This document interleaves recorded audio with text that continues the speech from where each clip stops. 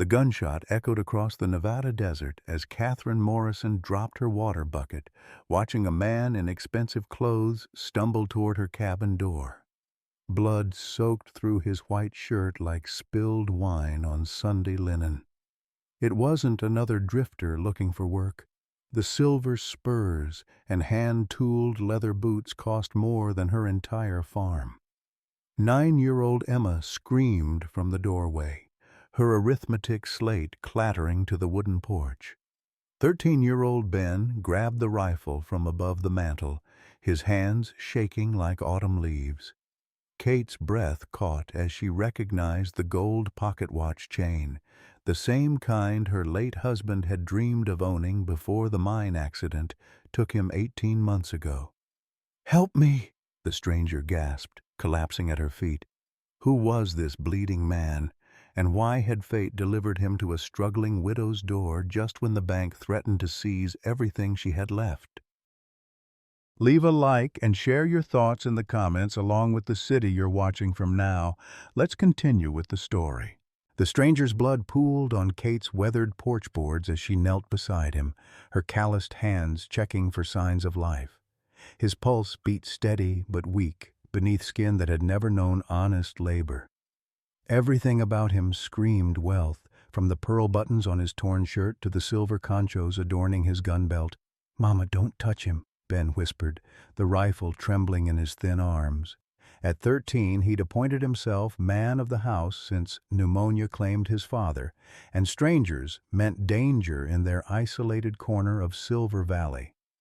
Kate ignored her son's protest, pressing her apron against the bullet wound. Blood was blood, whether it flowed from rich veins or poor. "Emma, fetch my sewing basket and the bottle of whiskey from the kitchen shelf." "Ben, put that gun away and help me get him inside."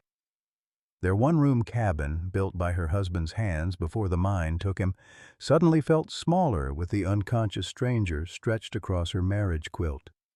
Kate had delivered half the babies in the territory during her brief time as a frontier nurse, but gunshot wounds were different, messier, more dangerous.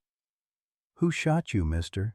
Emma asked, her dark eyes wide with curiosity that reminded Kate painfully of her late husband. The child had inherited Thomas's quick mind and his dangerous habit of asking questions that made adults uncomfortable. The man's lips moved soundlessly, revealing fever dreams that spoke of cattle drives and Spanish land grants. His delirium painted pictures of vast ranches and territorial disputes that seemed impossible for a simple cowhand, yet his hands bore no calluses from rope or branding iron. Kate's own hands shook as she cleaned the wound. 18 months of widowhood had taught her to trust no one, especially men who appeared mysteriously in the night. Yet something about his face in sleep reminded her of Ben when fever once nearly claimed him, vulnerable, human, desperately in need of mercy. "The bankman comes tomorrow," Ben reminded her quietly, his voice carrying the weight of burdens no child should bear. "We still owe $847. Kate's throat tightened. Judge Blackwood had made his intentions clear. Pay the debt or forfeit the 160 acres her father had won in a poker game 20 years ago. The same acres where Thomas had died believing in dreams of silver strikes and better tomorrows.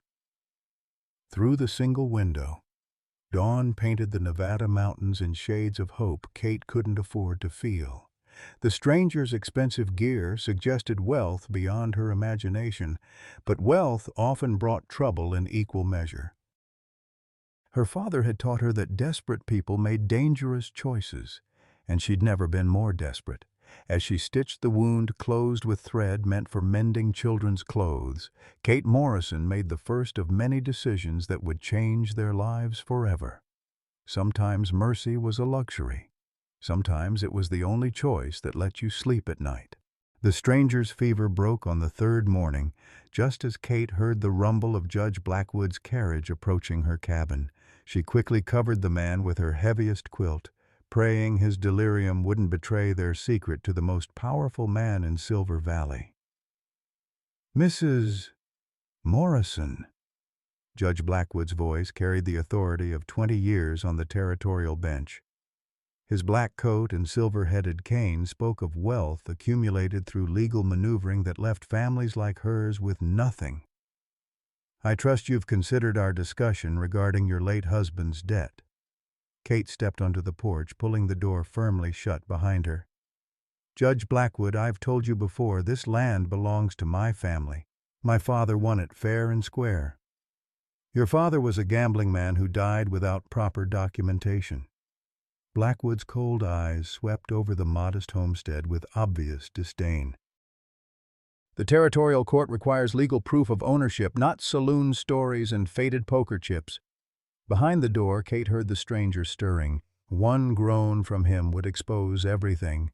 The blood-stained clothes hidden under her bed, the expensive saddle and gear stored in her root cellar, the questions she couldn't answer about harboring a wounded man.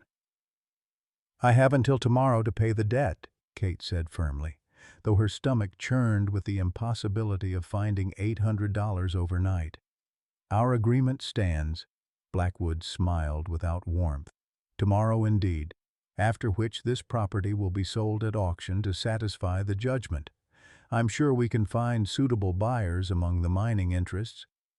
As his carriage disappeared down the dusty trail, Kate slumped against the doorframe. Through the window, she could see Ben chopping wood with violent swings that spoke of his frustration, while Emma sat on her favorite rock, practicing arithmetic problems in the dirt with a sharp stick. Both children had grown too thin over the winter, their clothes patched beyond respectability. Mighty impressive visitor for such a humble place.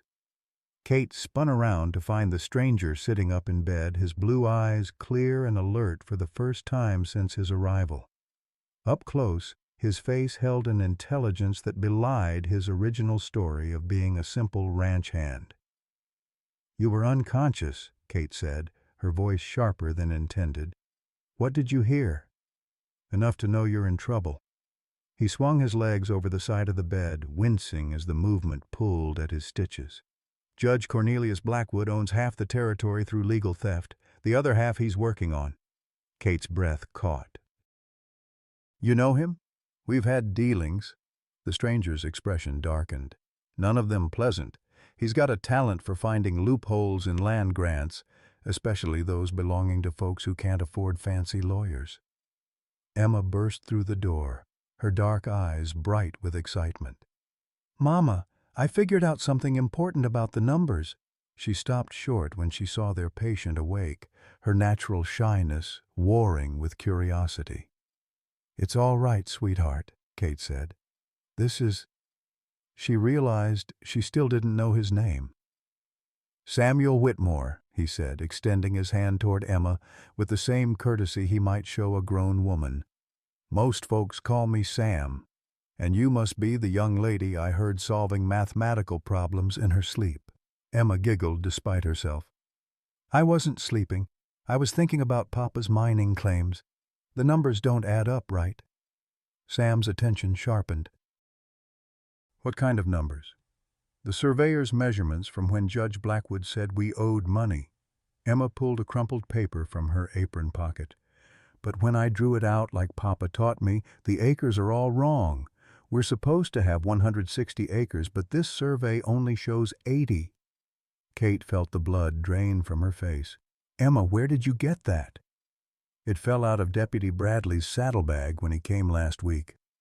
I was going to tell you, but then the stranger came and everything got confused." Sam studied the survey with the intensity of a man who understood such documents. His jaw tightened as he traced the boundary lines with his finger. "This is fraudulent. Someone's been moving property markers to steal half your land." "That's impossible," Kate whispered, though even as she spoke, pieces began falling into place. The mysterious posts she'd found knocked over near the creek. The way Deputy Bradley always seemed to know exactly where her property lines ended.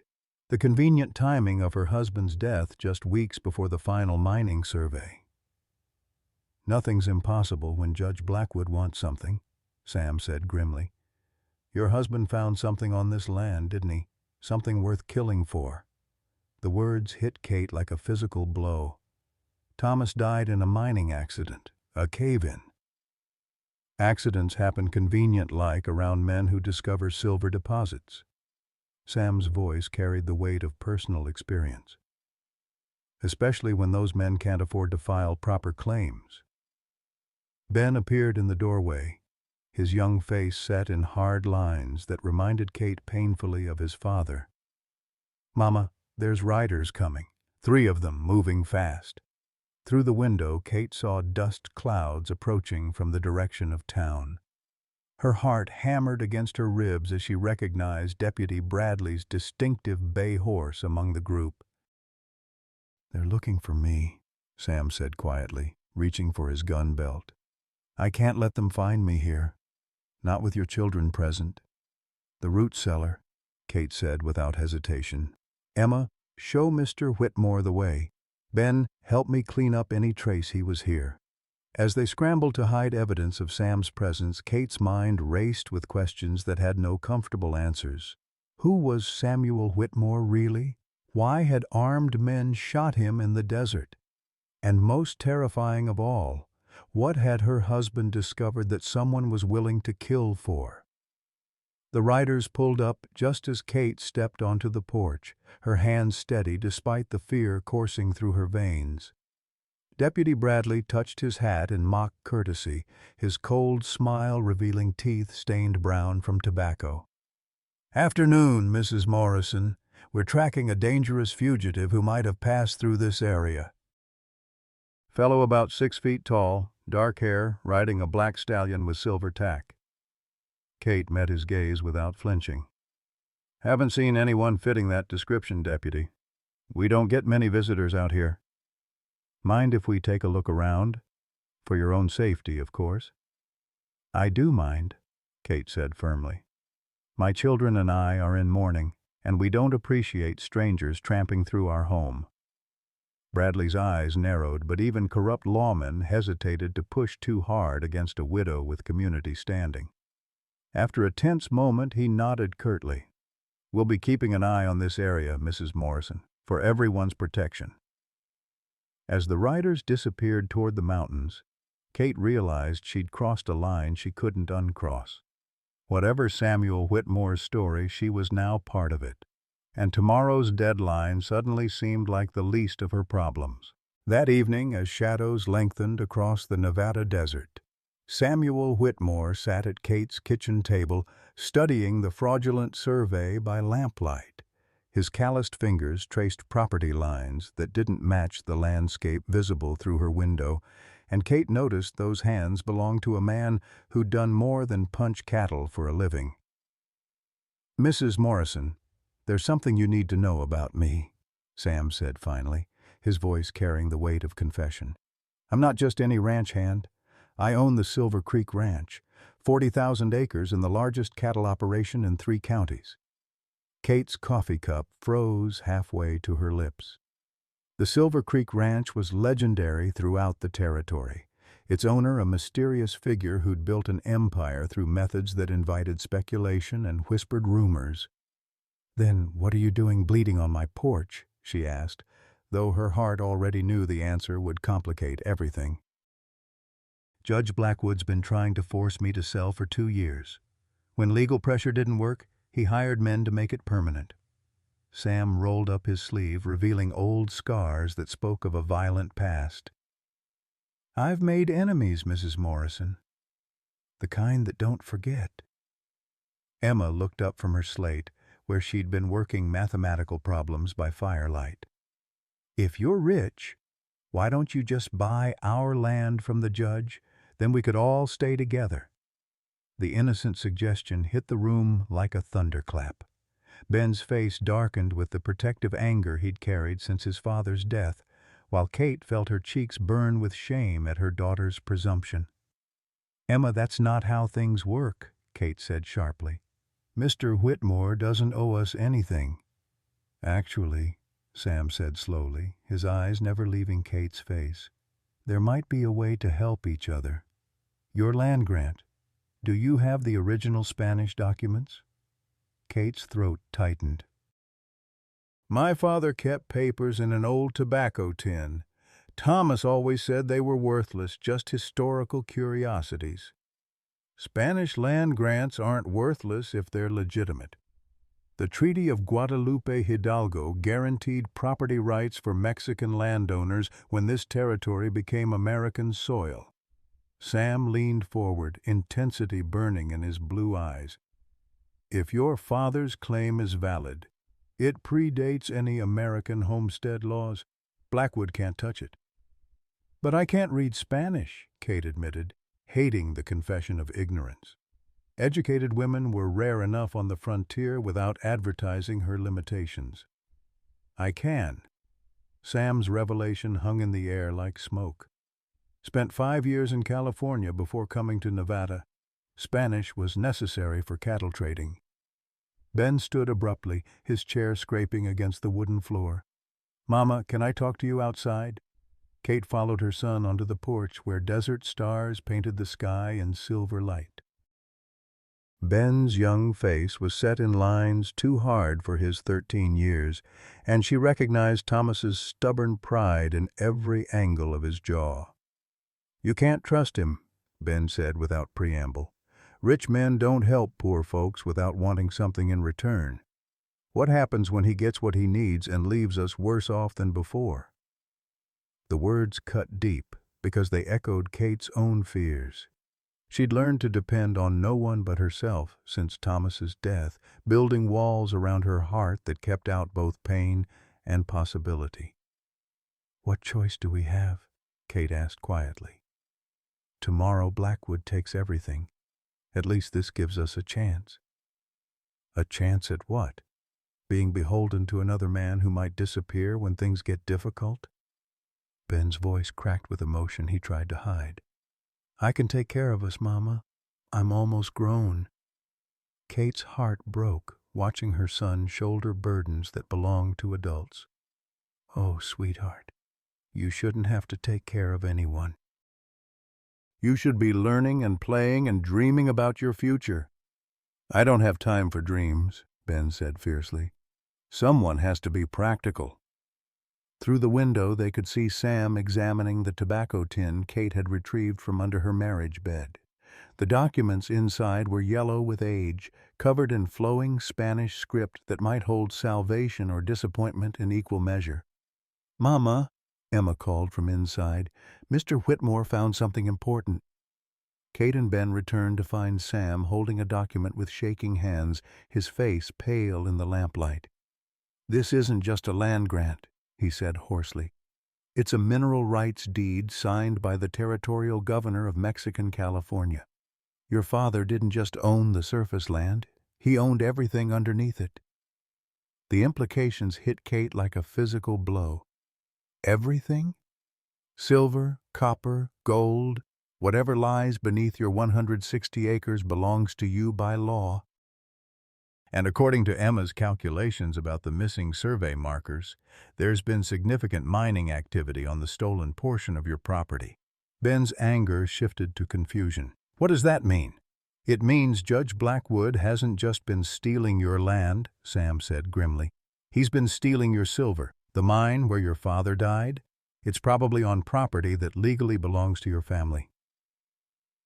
Kate sank into her chair as the room spun around her.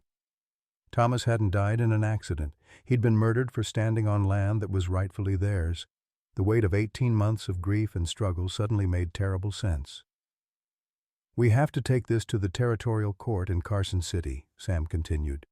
Federal judges have jurisdiction over treaty violations. Blackwood's local authority won't protect him there. Carson City is 200 miles away, Kate whispered. We don't have money for travel, let alone lawyers. I do. Sam's voice was quiet but determined. I have money, influence, and reasons of my own for wanting Blackwood destroyed. But I need your permission to fight this battle with you. Emma looked up from her slate, where she'd been calculating figures. If the silver from our land paid for Papa's funeral and our debts, how much would be left over? Sam studied the mineral rights document again. Enough to buy your own ranch, enough to send Ben to university back east, enough to ensure Emma gets the education her mathematical gifts deserve. The offer hung in the air like incense, sweet with possibilities Kate had never dared imagine. But accepting help meant accepting risk, and she'd already lost one man to dreams of mineral wealth. "What do you get out of this?" she asked bluntly. "Rich men don't fight other people's battles out of kindness." Sam was quiet for a long moment, staring at the document that could change all their lives. When he spoke, his voice carried the weight of old pain and new hope. "I get the chance to do something right," he said finally. "I've spent 10 years building wealth through methods I'm not proud of. Maybe it's time to use that wealth for something better than revenge." Kate studied his face in the lamplight, searching for signs of deception or hidden agenda. Instead, she saw something that terrified and thrilled her in equal measure: the possibility of partnership with a man who might actually keep his promises. "If we do this," she said slowly, "we do it as equals. I won't be anybody's charity case or consolation prize." Sam smiled for the first time since arriving at her door, and Kate felt her carefully constructed walls begin to crack. "I wouldn't have it any other way, Mrs. Morrison." Ben cleared his throat, drawing attention to his young face set in determined lines. "Mr. Whitmore, if you hurt my mother or sister, I'll find a way to make you pay. Rich man or not." Instead of taking offense, Sam nodded respectfully. "I'd expect nothing less from Thomas Morrison's son. Your father raised a good man." As they shook hands across the kitchen table, woman, children, and wounded stranger united by necessity and hope, Kate felt the first stirrings of something she'd thought died with Thomas. Not just the possibility of love, but the courage to reach for it despite the risks. Outside, coyotes called to each other across the desert, their voices carrying promises of hunts to come. Tomorrow would bring Judge Blackwood's deadline and whatever consequences followed their decision to fight. Tonight, for the first time in 18 months, Kate Morrison dared to believe in happy endings. The journey to Carson City began before dawn, with Sam's recovered black stallion pulling a borrowed wagon while Kate's small family huddled together against the desert cold. Emma clutched the precious Spanish documents in a leather pouch, while Ben rode alongside on their old mare, his father's rifle across his saddle in case Deputy Bradley decided to follow. "Tell me about your husband," Sam said quietly, as the wagon wheels found their rhythm on the dusty trail. The question surprised Kate, who'd grown accustomed to men avoiding mention of Thomas, as if acknowledging her previous marriage might somehow contaminate their interest. "Thomas was a dreamer," Kate said, watching the sunrise paint the mountains in shades of gold. "He believed this land held enough silver to make us rich, but he was too honest to cut corners with claim jumpers and corrupt officials. That honesty probably killed him." Sam's hands tightened on the reins. Honest men don't last long in mining country. "The game's rigged against them from the start. Is that how you built your ranch? By being dishonest?" The directness of her question caught Sam off guard, and Kate saw him wrestle with truths he'd probably never spoken aloud. "I did what I had to do to survive," he said finally. "Bought out struggling ranchers, sometimes for less than their land was worth. Hired men whose methods weren't always legal. Built wealth on other people's failures."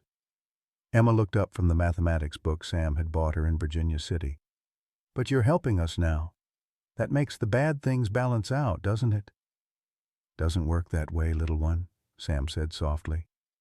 "You can't subtract wrong by adding right. You can only try to do better going forward." The conversation was interrupted by the sound of approaching riders. Ben called out a warning just as 5 men crested the ridge ahead, their horses arranged to block the narrow mountain pass. Kate recognized the lead rider immediately, Deputy Bradley, no longer bothering with pretenses of law enforcement. "Well, well," Bradley drawled, his hand resting casually on his gun butt. Samuel Whitmore finally shows his face. Judge Blackwood's been wondering when you'd crawl out of whatever hole you've been hiding in. Sam's transformation was instant and chilling. Gone was the gentleman who'd helped Emma with her studies and listened patiently to Ben's stories about his father. In his place sat someone who'd clearly survived years of frontier violence through skill and ruthlessness. Bradley. Sam's voice carried the flat tone of a man prepared for killing. You're a long way from your jurisdiction. Territorial law gives me authority anywhere in Nevada, Bradley replied, though his eyes never left Sam's hands. You're under arrest for cattle rustling and assault on a peace officer. Those charges won't stick, and you know it, Sam said calmly. But I suspect Judge Blackwood's more interested in what Mrs. Morrison's carrying in that leather pouch than in my alleged crimes. Kate felt Emma press closer against her side, the child's quick mind understanding the danger even if she couldn't fully grasp its implications. Ben had maneuvered his horse closer to the wagon, his young face set in the same determined lines Thomas had worn when protecting his family. Nobody has to get hurt here, Bradley continued, his voice taking on a reasonable tone that fooled no one. Just hand over whatever documents you think you found, and we'll call this a misunderstanding.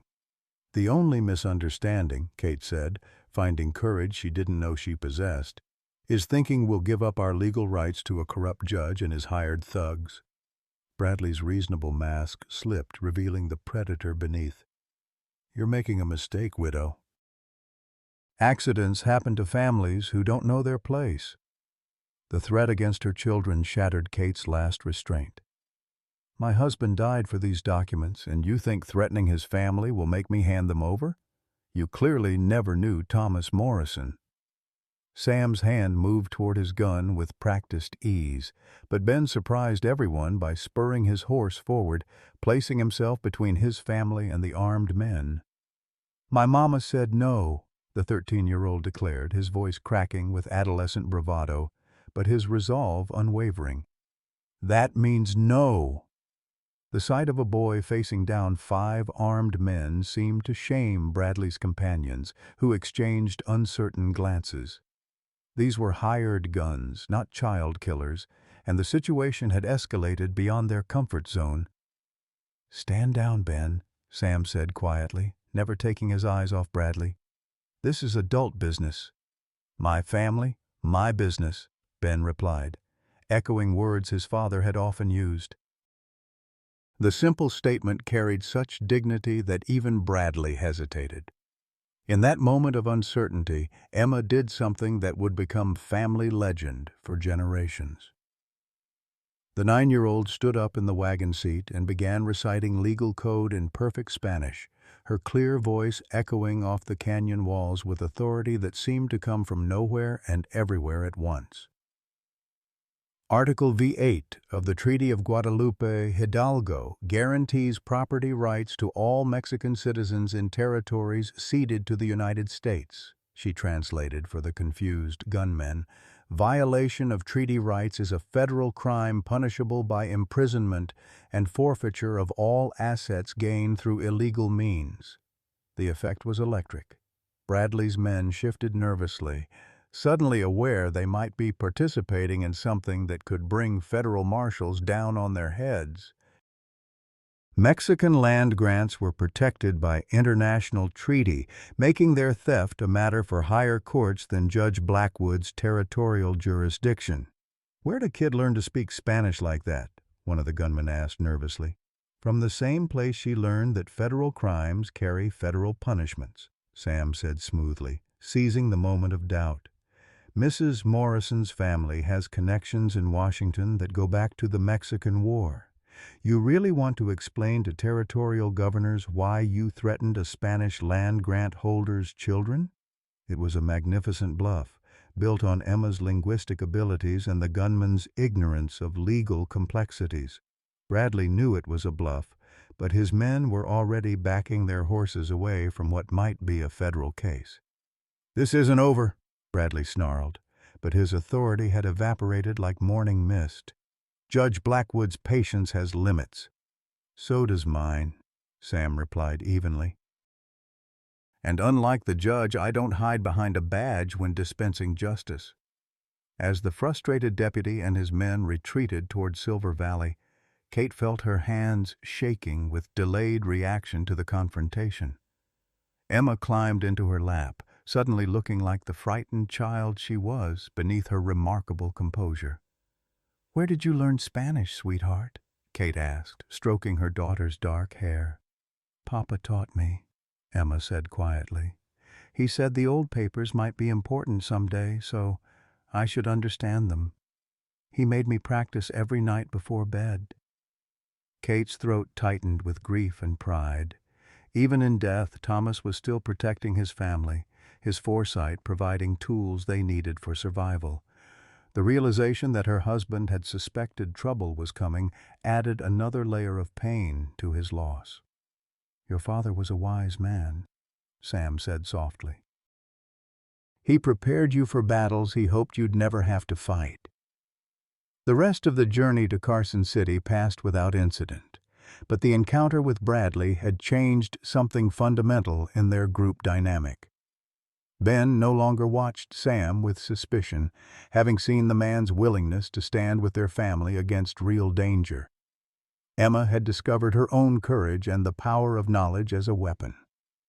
And Kate had learned that love didn't require choosing between independence and partnership. Sometimes it meant finding someone willing to stand beside you rather than in front of you. Carson City buzzed with territorial politics and federal influence that made Silver Valley's corruption seem provincial by comparison.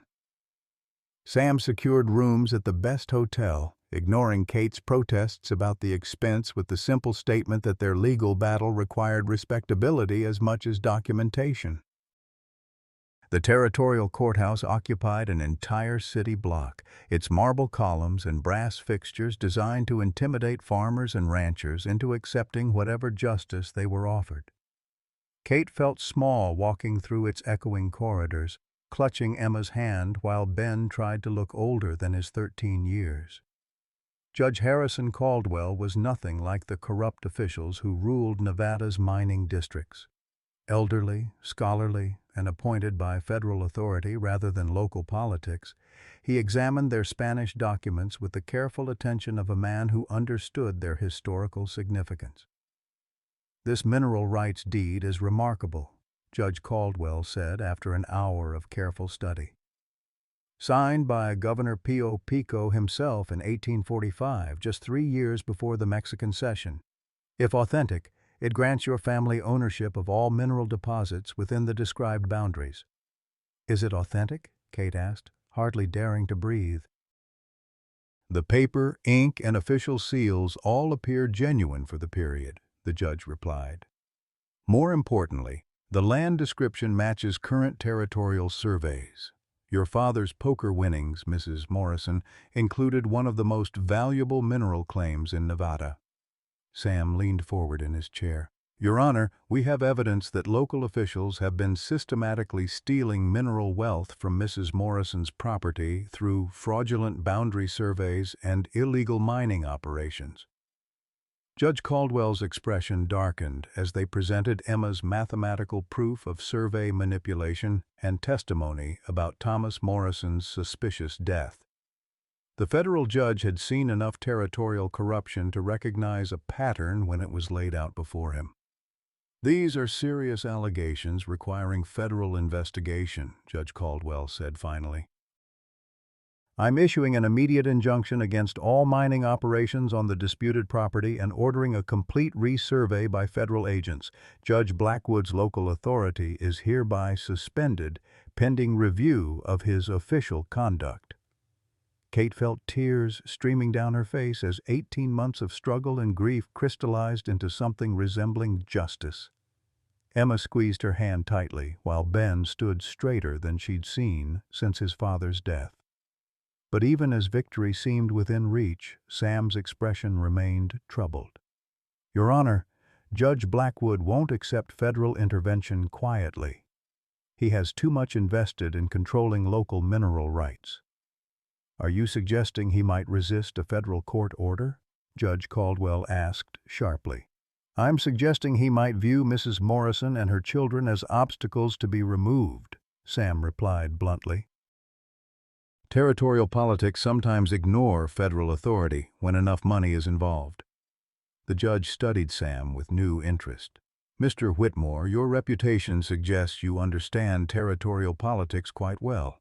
Are you prepared to ensure Mrs. Morrison's family reaches home safely? I'm prepared to ensure they never have to fear for their safety again, Sam said quietly, and Kate heard in his voice the promise of a man choosing redemption over revenge. As they left the courthouse with legal documents that might restore their future, Kate realized the real battle was just beginning. Judge Blackwood had spent years building his corrupt empire, and men like him didn't surrender without a fight. The question wasn't whether he would retaliate, but how far he was willing to go to protect his illegal gains. Walking through Carson City's dusty streets with her children and the man who'd become their unlikely protector, Kate Morrison felt the weight of her husband's legacy and the promise of tomorrow pressing against her heart. Thomas had died believing in justice. Now, it was her turn to see that belief through to its conclusion, whatever the cost. The setting sun painted the Sierra Nevada mountains in shades of gold and crimson, and for the first time since Thomas's death, Kate allowed herself to believe that some endings were actually beginnings in disguise. The federal marshals arrived in Silver Valley 3 days after Kate's family returned from Carson City, their presence spreading through the mining community like wildfire. Judge Blackwood's empire began crumbling within hours as terrified accomplices scrambled to distance themselves from his illegal operations. Kate stood on her porch watching smoke rise from the disputed mining site where federal agents had shut down equipment and arrested foremen. The sound of pickaxes and dynamite that had haunted her dreams since Thomas's death had finally fallen silent. Justice moved swiftly when backed by federal authority, but she knew Blackwood wouldn't surrender without one final, desperate gambit. "Mama, there's riders coming fast," Ben called from the barn where he'd been helping Sam repair winter damage to the roof.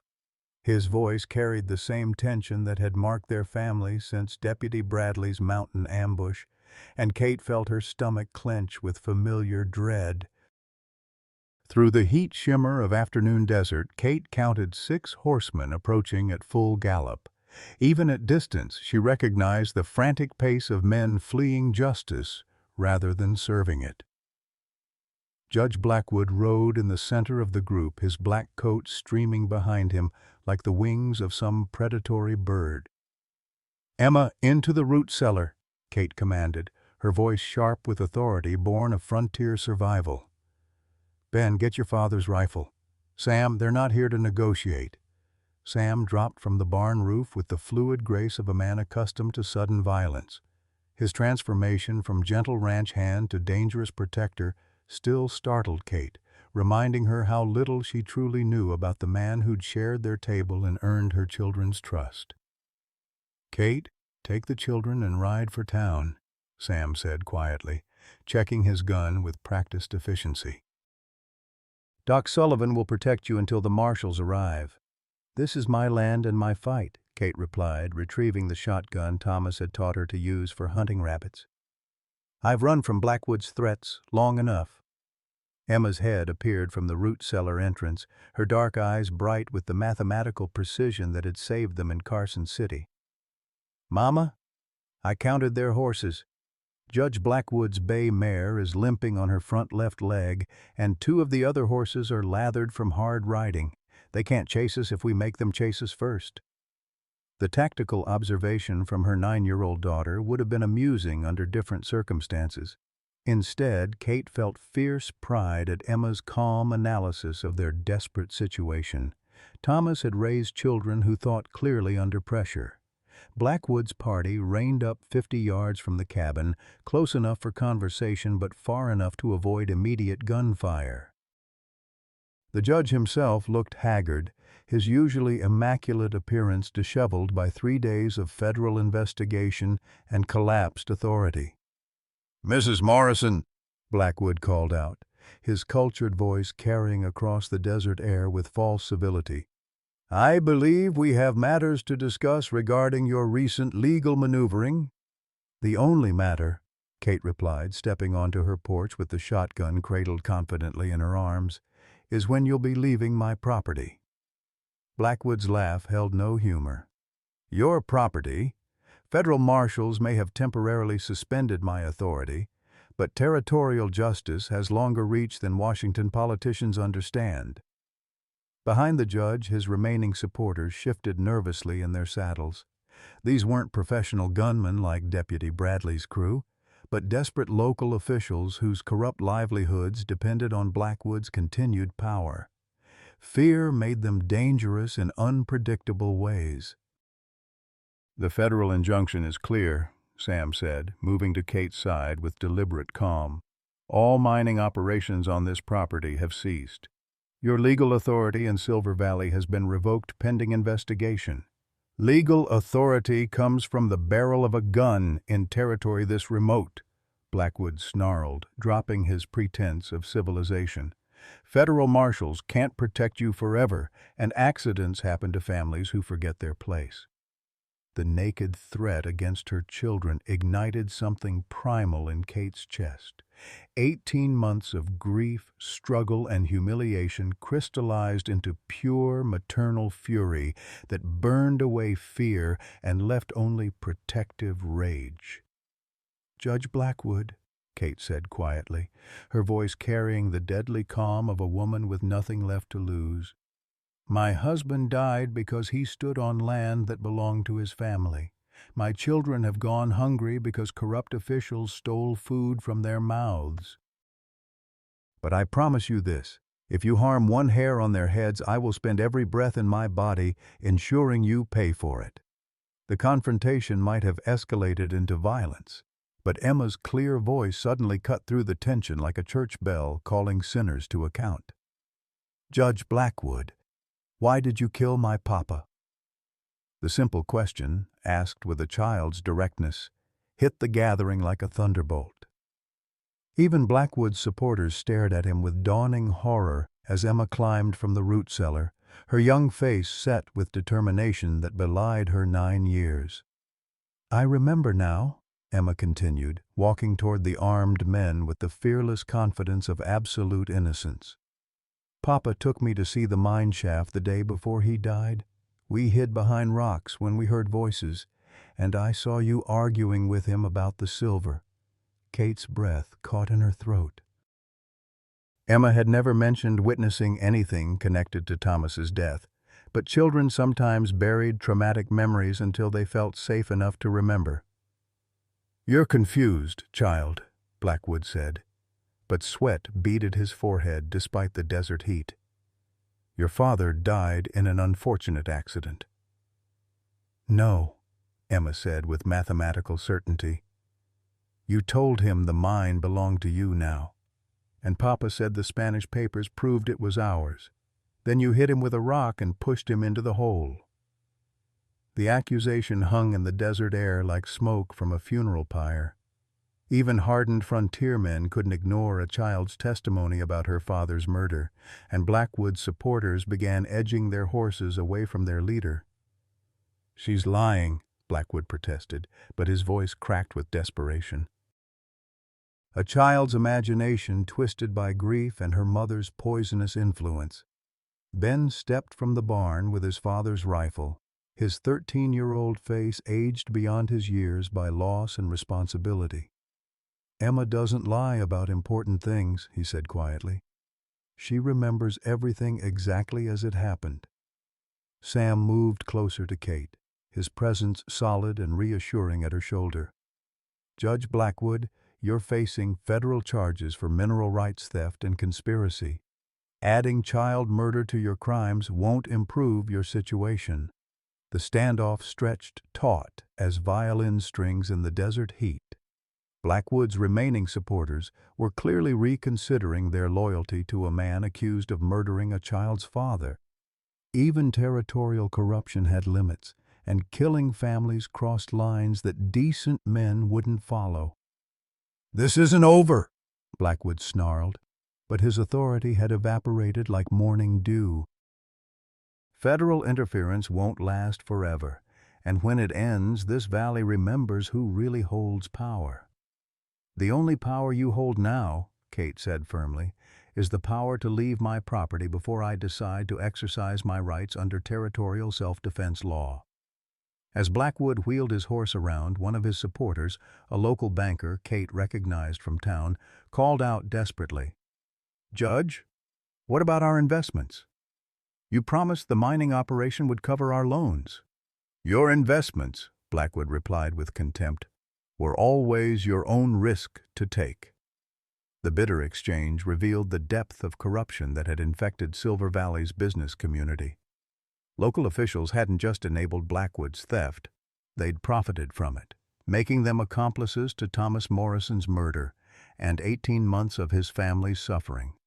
As the defeated group rode away toward an uncertain future, Kate felt her legs trembling with delayed reaction to the confrontation.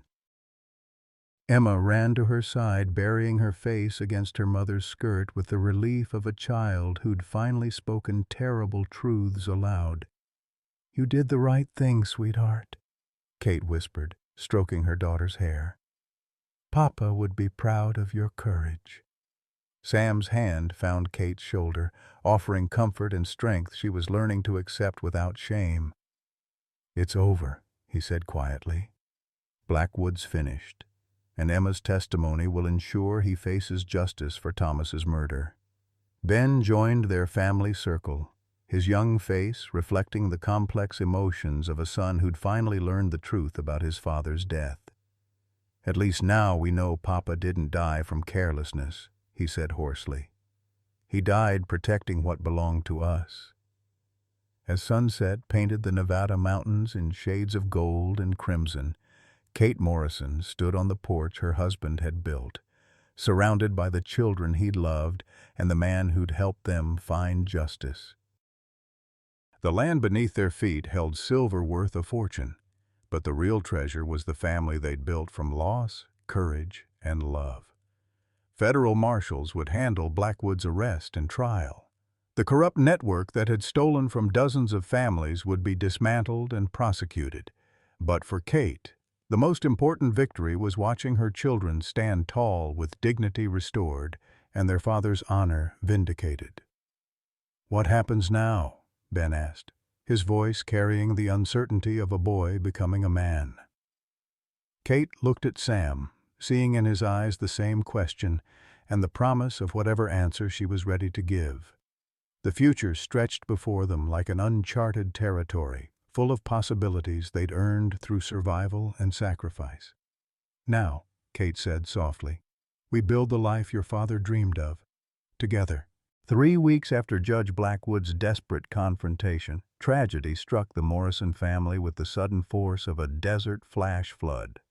Emma collapsed while gathering eggs from the chicken coop, her small body convulsing as fever consumed her like wildfire through dry grass. "It's the same sickness that took half the children in Virginia City last month," Doc Sullivan said grimly, his weathered hands gentle as he examined Emma's burning forehead. "Brain fever, some call it meningitis, but names don't matter when a child's fighting for her life." Kate felt the world tilting beneath her feet as she watched her brilliant daughter thrash deliriously in the bed, where Sam had once recovered from his gunshot wound. Emma's lips moved constantly, muttering mathematical equations and Spanish phrases in a fevered mixture that broke her mother's heart. "What can we do?" Kate whispered, gripping Doc Sullivan's sleeve with desperate fingers. "There has to be something." The old doctor's eyes held the weight of 40 years treating frontier families. "Keep her cool with wet cloths, force water down her when she's conscious, pray harder than you've ever prayed in your life. Beyond that," he shrugged helplessly, "this kind of fever either breaks on its own or it doesn't." Sam paced the small cabin like a caged wolf, his usual calm shattered by watching the child who'd called him brave face a battle no courage could win. There must be specialists in San Francisco, doctors with modern equipment and medicines. 5 days hard riding, Doc Sullivan replied. She doesn't have 5 days. Ben sat beside his sister's bed, holding her small hand while tears streamed down his face. At 13, he'd learned to be strong for his family, but watching Emma burn with fever stripped away every pretense of maturity. She has to get better, he said fiercely. She's the smartest person I know. Smart people don't just die. Kate's throat constricted at her son's desperate logic. Intelligence meant nothing to fever and infection. Death took brilliant children as easily as ordinary ones, caring nothing for potential unfulfilled or gifts ungiven to the world. Through the window she could see federal marshals setting up equipment to properly survey their mineral claims. The silver that had killed Thomas and driven Blackwood to murder was finally being quantified and catalogued. In a few weeks they would be wealthy beyond their wildest dreams. But all the silver in Nevada couldn't save Emma if the fever claimed her. "Mama, I'm scared," Emma whispered during a brief moment of lucidity, her dark eyes too bright in her flushed face. "I keep seeing Papa in my dreams. He says he's waiting for me." Kate forced herself to smile through her tears. "Papa's not waiting for you, sweetheart. He's watching over you." There's a difference. But privately, Kate wondered if Emma's visions meant the fever was winning. People often claimed to see deceased loved ones when death approached, as if the dying were receiving visitors from whatever lay beyond the mortal world. Sam knelt beside the bed, his voice gentle as he spoke to the child who'd become like a daughter to him. "Emma, remember what you taught me about mathematics? How every problem has a solution if you're smart enough to find it." Emma nodded weakly, struggling to focus on his words. "Your body is solving a problem right now," Sam continued. "The fever is fighting the sickness, and your job is to help by staying strong. Can you do that for me?" "I'll try," Emma whispered, "but I'm so tired." As night fell over the Nevada desert, Kate began the longest vigil of her life. She bathed Emma's burning skin with cool water, coaxed sips of broth between cracked lips, and sang lullabies Thomas had taught her during their courtship. Ben refused to leave his sister's side while Sam maintained a watch from the kitchen table, ready to ride for additional help at a moment's notice. "She saved us all with her courage," Kate said softly, as Emma's breathing grew more labored. Standing up to those gunmen, remembering what she witnessed about Thomas's murder, a 9-year-old child with more bravery than most grown men. "She gets that from her mother," Sam replied, his voice thick with emotion. "I've watched you face down corrupt judges, armed desperados, and impossible odds. Emma learned courage from the best teacher possible." Around midnight, Emma's condition worsened dramatically. Her fever spiked beyond anything Doc Sullivan's thermometer could measure, and her breathing became rapid and shallow. Kate found herself praying with the desperate intensity of a woman bargaining with God for her child's life. "Take me instead," she whispered to the darkness. "I've lived my life, loved my husband, raised my children. Emma hasn't had her chance yet. She's supposed to go to university, solve mathematical theorems, change the world with that brilliant mind. Please don't let her story end here." Ben overheard his mother's prayer and added his own desperate plea. "God, if you need somebody, take me. Emma's special. She can do things with numbers that nobody else can do. I'm just ordinary. It should be me." Sam's hands clenched into fists as he listened to a family offer their lives for each other with the simple acceptance of people who'd already lost too much. The helplessness of watching Emma suffer was worse than facing armed enemies, because violence was something he understood and could fight against. As dawn approached, Emma's fever reached a crisis point that would either kill her or finally break. Kate dozed fitfully in her chair, exhausted by 36 hours of constant nursing, when Ben's excited voice jolted her awake. "Mama! Mama, wake up! Something's changed!" Kate's heart stopped, fearing the worst, but Ben's face glowed with hope rather than grief. "Feel her forehead," he said urgently. "The fever's breaking." Kate's trembling hand found Emma's brow and discovered skin that was merely warm instead of burning. Her daughter's breathing had deepened into natural sleep, and the terrible flush was fading from her cheeks like sunrise clearing night shadows. "Emma," Kate whispered, afraid to believe in the miracle unfolding before her eyes. Her daughter's eyelids fluttered open, revealing eyes that were clear and focused for the first time in 3 days. "Mama, I'm thirsty." Kate burst into tears of relief and gratitude as she helped Emma sip water from a tin cup. The child who'd been dying hours before was asking for water with the practical directness that had always marked her personality. Sam appeared at the bedside, his face haggard from worry and sleepless vigil. "How do you feel, little mathematician?" Emma considered the question with her usual precision. "Weak, but my head doesn't hurt anymore and I can think clearly again. The fever's gone, isn't it?" "Gone," Kate confirmed, smoothing her daughter's tangled hair. "You fought it off just like Sam said you would." Doc Sullivan arrived an hour later to find Emma sitting up in bed, demanding explanations for the medical equipment surrounding her recovery. His examination confirmed what the family already knew. The crisis had passed, leaving Emma weak, but clearly on the path to full recovery. "I've seen brain fever claim children stronger than Emma," Doc Sullivan admitted privately to Kate and Sam. "Whatever pulled her through wasn't just medicine or nursing. Sometimes the will to live makes all the difference." As Emma slept peacefully for the first time in days, Kate found herself standing on the porch with Sam, watching federal surveyors mark the boundaries of their mineral claims. The silver deposits were even richer than the Spanish documents had suggested, promising wealth that would transform their lives in ways she was still learning to comprehend. "We almost lost her," Kate said quietly, leaning against Sam's solid presence. "All the money in the world wouldn't have mattered if Emma died." "But she didn't die," Sam replied, his arm encircling Kate's shoulders with gentle strength.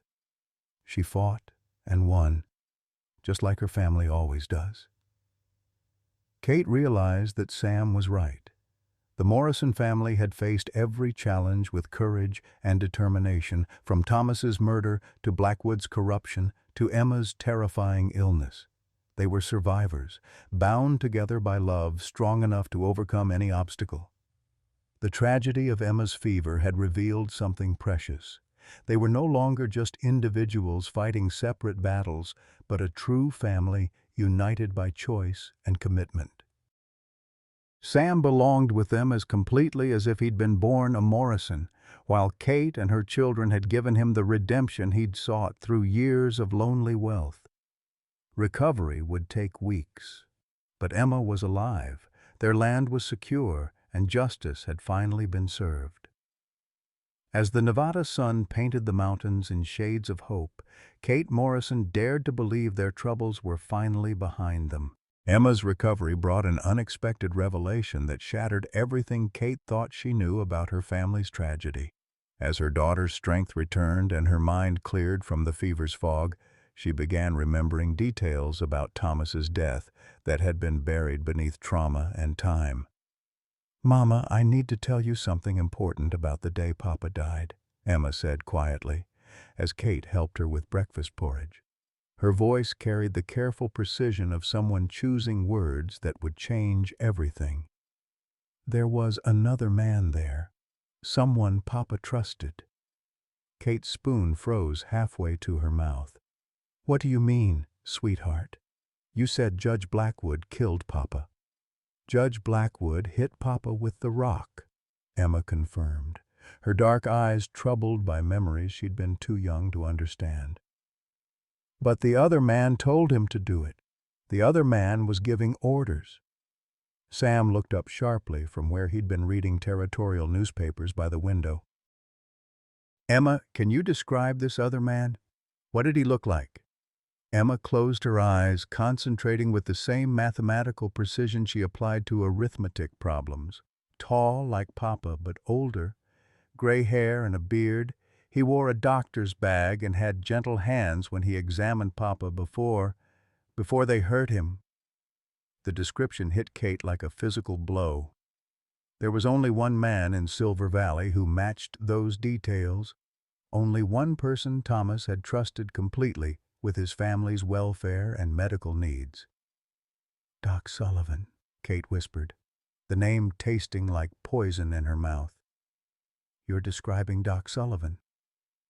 The revelation reframed 18 months of grief and struggle in a horrifying new light. Doc Sullivan had been their confidant, their medical advisor, their trusted friend. He'd treated Emma's fever, comforted Kate through her darkest moments, and positioned himself as the moral conscience of their community. "That's impossible," Ben protested, his young face refusing to accept such a fundamental betrayal. "Doc Sullivan helped us. He treated Emma when she was dying." He stood up to Judge Blackwood. But even as Ben spoke, pieces of a larger puzzle began falling into place in Kate's mind. Doc Sullivan's convenient presence during every crisis, his detailed knowledge of their financial troubles and legal battles, the way he'd always seemed to know exactly where they were and what they were planning. "He's been watching us," Kate said slowly, horror growing with each connection. "Reporting our movements to Blackwood, making sure we couldn't escape the judge's control. When the federal investigation started, he needed to position himself as our ally to avoid suspicion." Sam's face had gone deadly pale as the implications became clear. Emma's fever. Doc Sullivan was the only one treating her. What if he caused it?" Kate finished, her voice barely above a whisper. "What if he poisoned her to remove the only witness to Thomas's murder?" The thought was so monstrous that it took several moments to fully comprehend. Doc Sullivan, the man they'd trusted with their lives, their children's health, their deepest secrets, had been orchestrating their destruction from within their own circle of trust. "We have to tell the federal marshals," Ben said urgently, jumping up from the table. "They need to arrest him before he hurts anyone else." But Sam was already shaking his head grimly. "Think about it. Doc Sullivan has been the territorial physician for 20 years. He's treated half the families in Nevada, delivered their children, signed their death certificates. Who's going to believe he's been murdering patients for Judge Blackwood?" The terrible truth settled over them like a burial shroud. Doc Sullivan's position as the community's trusted healer made him virtually untouchable. His word would carry more weight than accusations from a widow and her children, especially when those accusations seemed to come from a child's recovered memories of traumatic events. "He's been planning this for months," Kate realized with growing dread. "Positioning himself as our protector while working with Blackwood to steal our land. When the federal investigation threatened to expose everything, he probably planned to eliminate us and claim we died from some tragic illness." Emma's recovery had disrupted that plan, but Doc Sullivan was still free, still trusted, still in position to complete whatever scheme he'd been orchestrating. Worse yet, he knew they suspected him now, making them even more dangerous to his continued freedom. "He'll try again," Sam said quietly, voicing what they were all thinking. "A man who's killed once for money won't hesitate to kill again to protect himself." A knock at the cabin door made them all freeze. Through the window, Kate could see a familiar figure approaching with his black medical bag and reassuring smile. Doc Sullivan had come to check on Emma's recovery, just as any caring physician would do. "Act normal," Sam whispered urgently. "Don't let him know we suspect anything." Kate opened the door with a smile that felt like broken glass against her face. "Doc Sullivan, how kind of you to check on Emma. She's feeling much better today." "Wonderful news," Doc Sullivan replied. his gentle demeanor as perfect as always. Brain fever can have lasting effects, so I wanted to ensure her recovery is progressing properly. As he moved toward Emma's bedside, Kate noticed something she'd never seen before, a slight tremor in his hands that spoke of nerves or guilt. The man who'd delivered both her children and comforted her through Thomas's death was sweating despite the cool morning air. "Emma, dear child, how are you feeling?" Doc Sullivan asked, reaching into his bag for what appeared to be a stethoscope. But Kate caught a glimpse of something else in the bag's depths, a small brown bottle that hadn't been there during Emma's treatment. "I feel fine, Doc," Emma replied carefully, her young voice giving away nothing of what she remembered. "My fever's completely gone." "That's what we want to hear," Doc Sullivan said, but his eyes held a coldness that chilled Kate to the bone. Sometimes these childhood illnesses require additional treatment to prevent relapse. The threat was subtle but unmistakable. Doc Sullivan had come to finish what Emma's fever had failed to accomplish, and he was prepared to do it in front of witnesses who would never suspect their trusted physician of murder. Kate realized they were trapped with a killer who held the perfect cover for his crimes, the authority of medical knowledge, and a community's absolute trust in his healing hands. The tension in the small cabin stretched taut as a bowstring as Doc Sullivan reached deeper into his medical bag, his fingers closing around the brown bottle Kate had glimpsed. But before he could withdraw it, the sound of approaching horses shattered the morning quiet. Federal marshals arriving for their scheduled interview about Judge Blackwood's criminal network. "Ah," Doc Sullivan said smoothly, his hand freezing in the bag as he recognized the authority that had just arrived outside. "It seems we have official visitors. Perhaps I should return later to complete Emma's examination." "No need to leave on our account, Doc," Marshal Thompson called out as he dismounted, his voice carrying the easy familiarity of men who'd worked together during the territorial investigation. "We just need to speak with the Morrison family about wrapping up the Blackwood case." Kate felt her heart hammering against her ribs as she realized their desperate situation. The marshals trusted Doc Sullivan completely. He'd been their primary source of information about local corruption and territorial politics. If she accused him now without proof, they'd likely dismiss her claims as hysteria brought on by stress and Emma's recent illness. But Emma, with the clarity that had marked her recovery, made a decision that would haunt Doc Sullivan's nightmares for whatever time remained to him. The 9-year-old stood up from her bed and walked directly to Marshal Thompson, her young voice carrying absolute conviction. "Marshal Thompson, I need to tell you something very important about my papa's murder," Emma said clearly. "Doc Sullivan was there when Judge Blackwood killed him. He told the judge to push Papa into the mine shaft." The accusation hit the cabin like a thunderbolt. Doc Sullivan's face went ashen as every eye turned toward him, and Kate saw the mask of benevolent physician slip to reveal something cold and calculating beneath. "The child is confused," Doc Sullivan said quickly, his voice maintaining professional calm despite the sweat beading his forehead. "Brain fever often causes hallucinations and false memories. She's mixing dreams with reality." But Marshal Thompson was studying Doc Sullivan with the sharp attention of a man who'd learned to read guilt in human faces. "That's a serious accusation, young lady. Are you certain about what you saw?" "I remember everything exactly," Emma replied with mathematical precision. Doc Sullivan examined Papa after Judge Blackwood hit him with the rock. Then he said, "He's still breathing. Finish it." That's when they pushed Papa into the hole.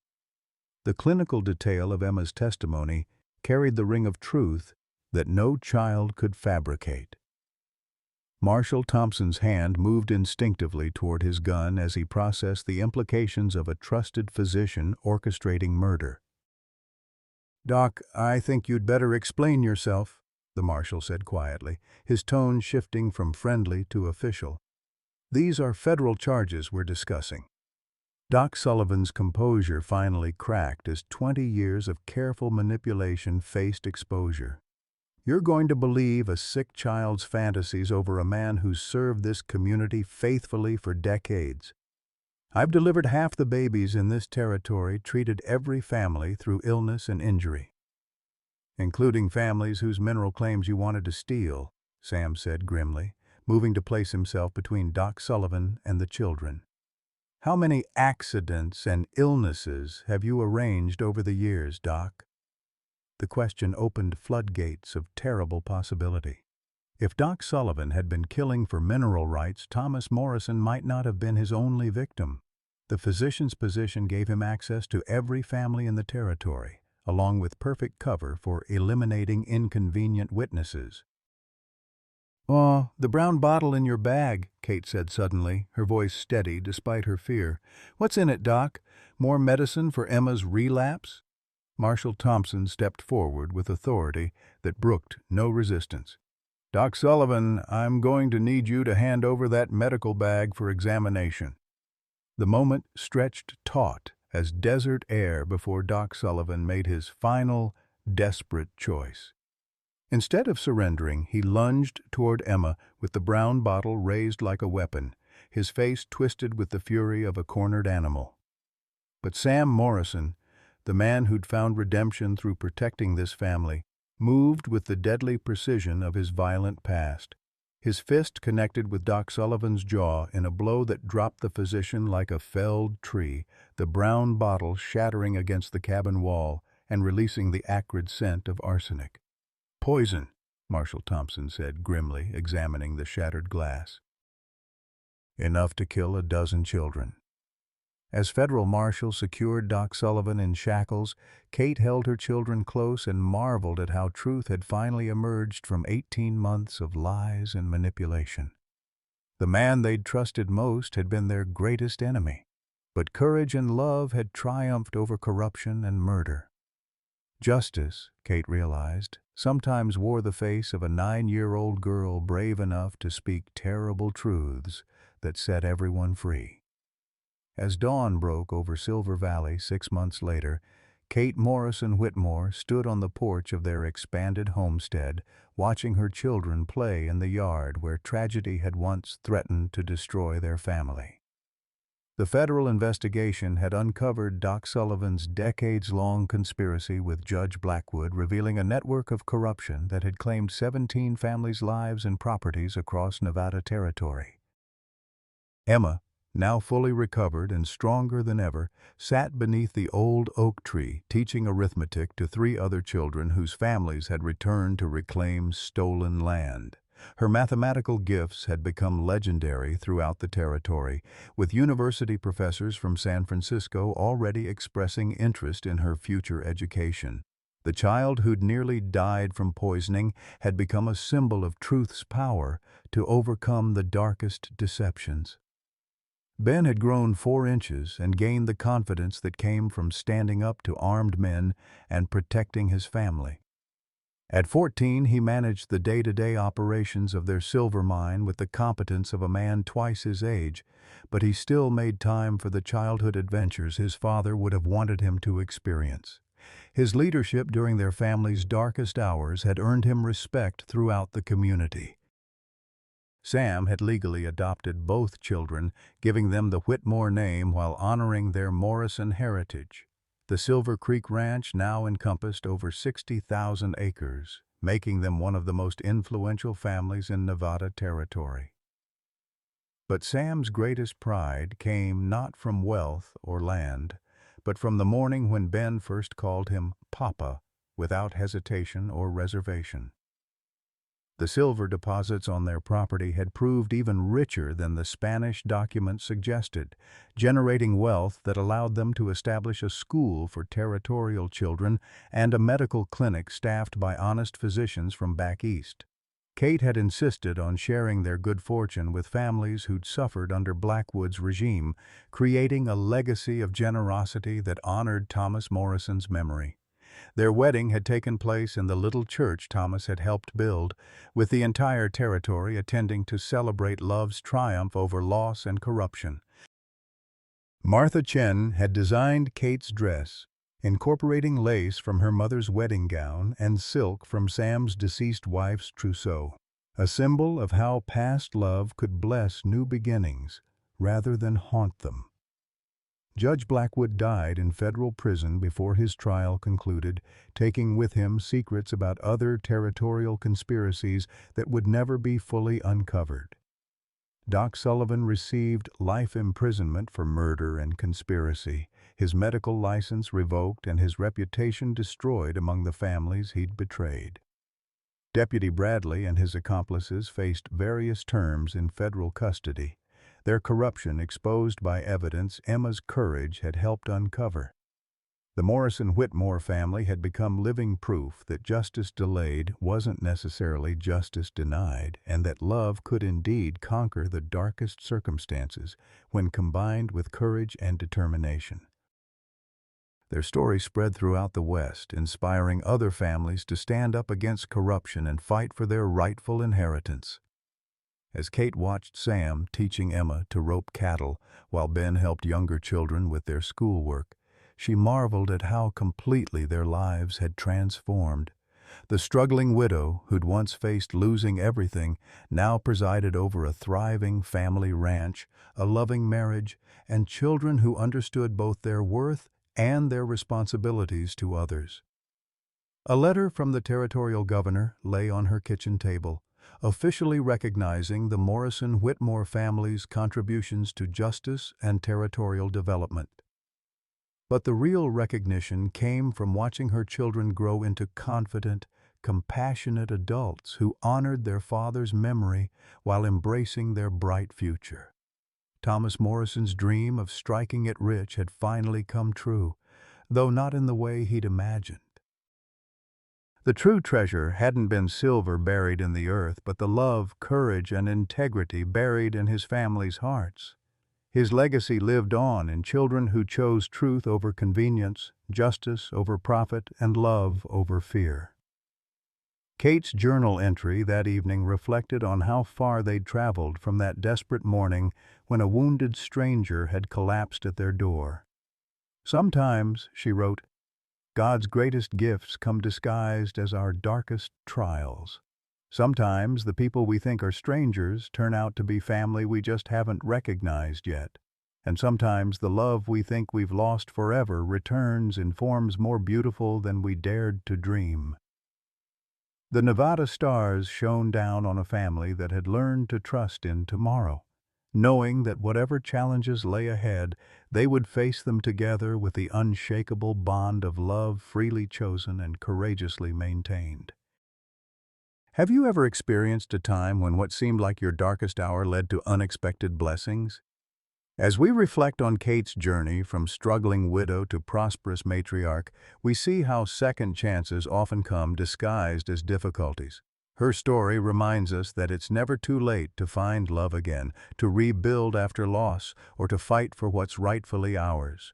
The courage she showed in trusting Samuel, despite her fears, mirrors the brave choices we all face when deciding whether to open our hearts after heartbreak. Kate discovered that accepting help doesn't mean surrendering independence. It means choosing partnership over isolation. What life experience taught you that sometimes our greatest struggles lead to our most beautiful victories? Have you found unexpected family among people who weren't related to you by blood? Share your thoughts in the comments below. Your story might inspire someone else who's facing their own dark valley right now.